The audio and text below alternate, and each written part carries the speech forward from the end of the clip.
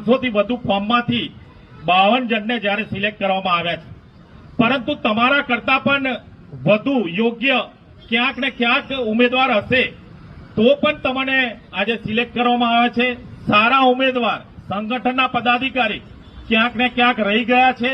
52 જ ઉમેદવારને આપણે જ્યારે સિલેક્ટ કરવાના હોય અને સારા કાર્યકર્તા રહી ગયા હોય, એમને મોટું દિલ રાખીને જ્યારે ભારતીય જનતા પાર્ટી આપણી શિસ્તબદ્ધવાળી પાર્ટીમાં એ લોકો જ્યારે કામ કરતા હોય તો એમના લીધે પણ આપણે તાલીઓ પાડીએ કે એ લોકો પણ આપણી સાથે કામ કરી રહ્યા છે.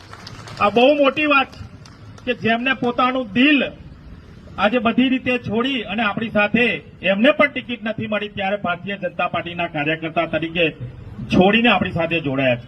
આવા ઘણા બધા ઉદાહરણ છે.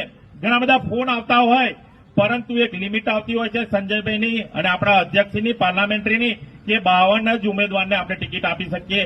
એ રીતની ભારતીય જનતા પાર્ટીની શિસ્તબદ્ધ પાર્ટી છે અને કઈ રીતે એની પ્રક્રિયા છે આપણે સૌએ એમાંથી પસાર થઈ ચૂકેલા છે.